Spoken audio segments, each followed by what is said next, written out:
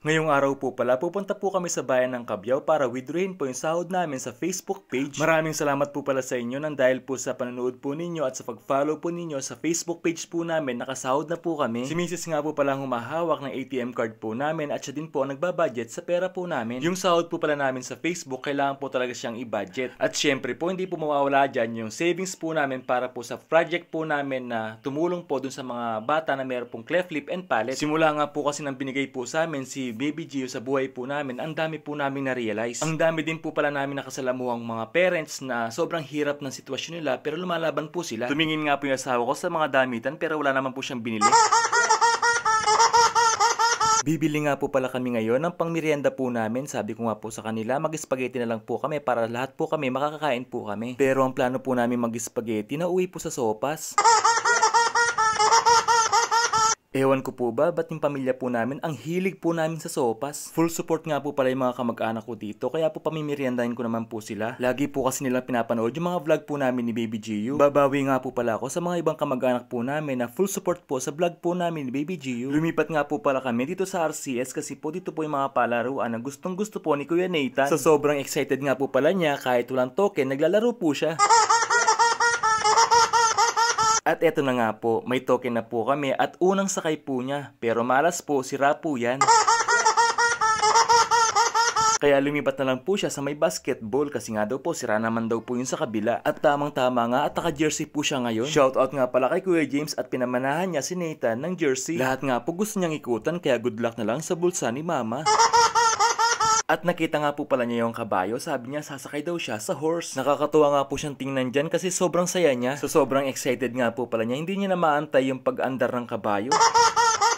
Sabi ko nga po pala sa asawa ko, dun siya sa kabila at baka malaglag po ang Kuya Nathan. Hindi pa nga po nagtatagal at nagsisimula na po siyang matakot. Bababa na daw po siya kaya ang ending, tumatakbo yung kabayo na walang sakay. Mamimili din po pala kami ng gamit ni Kuya Nathan kasi po mag-aaral na po siya. Pag may gusto nga po pala siyang bilhin, nagpapaalam pa po siya sa akin. Kaya kung magagamit naman po niya, binibili ko naman po siya. Konti pa lang po pala yung gamit niya sa school kasi po daycare pa lang po siya. Nakabili na din po pala kami ng uniform niya. Naka-order na din po pala kami ng bag niya. Ang sarap nga po pala sa pakiramdam kasi po may estudyante na po ako. Ang sarap nga din po sa pakiramdam na kahit paano po ay nabibili po yung pangangailangan niya. Naalala ko po tuloy nung bata po ako, sobrang hirap ng buhay noon. Pero masaya pa din po kami kahit minsan wala po kaming baon. Oh, tama na at baka magkaiyakan pa po tayo. At pagkatapos nga po pala naming mamili ng gamit po ni Kuya Nathan, mag-grocery naman po kami ngayon. Usually nga po pala sa groceries, hindi na po ako nangingialam dyan kasi po alam na po ng asawa ko kung ano po ang kailangan namin. Sobrang pagod na nga po pala ang Kuya Nathan nyo kaya sumakay na po siya dyan. Every time nga po pala magbabayad na po kami sa cashier, ang dami ko po naalala sa buhay ko. Dati po kasi akong checker or bagger po sa SM South Mall sa department store. Na customer complaint nga po pala ako dati kasi hindi ko po naibigay yung isang item.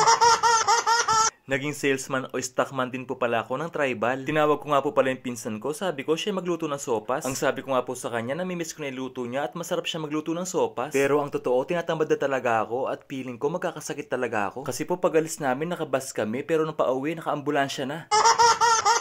Nadaanan kasi kami ni Kuya, yung driver po ng ambulansya kaya sinabay na po kami. Yung tipong wala namang emergency pero nakawangwang pa. Feeling ko tuloy may sakit ako. Nakasimangot na nga yung pinsan ko kaya ako na lang po naglagay ng palaman sa tinapay. Ito naman pong isa kung kailan luto na saka lang darating, di ba?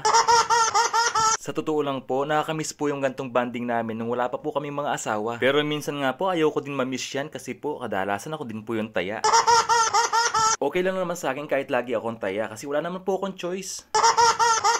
Dito po kasi sa amin, ako po ang pinakamatanda sa magpipinsan. Kaya ako din po ang unang may trabaho. Kaya nga po pati yung mga pinagliitan ko pong damit, minamana po nila. Minsan nga po tinatanong ko sila kung tomboy ba sila kasi mga damit ko po ang mga tinatarget nila. Minsan nga po nakita ko sila, suot-suot po nila yung damit ko. Feeling ko nga po may portal yung cabinet nila papunta sa cabinet ko. Yung binili nga po pala naming sliced bread dalawang plastic lang. Kaya ang ending wala po ako. Pero syempre okay lang po sa akin yun. Ang importante naman po sa akin mabigyan ko po sila. Yung isang pinsan ko nga po lumiligid-ligid na naman siya.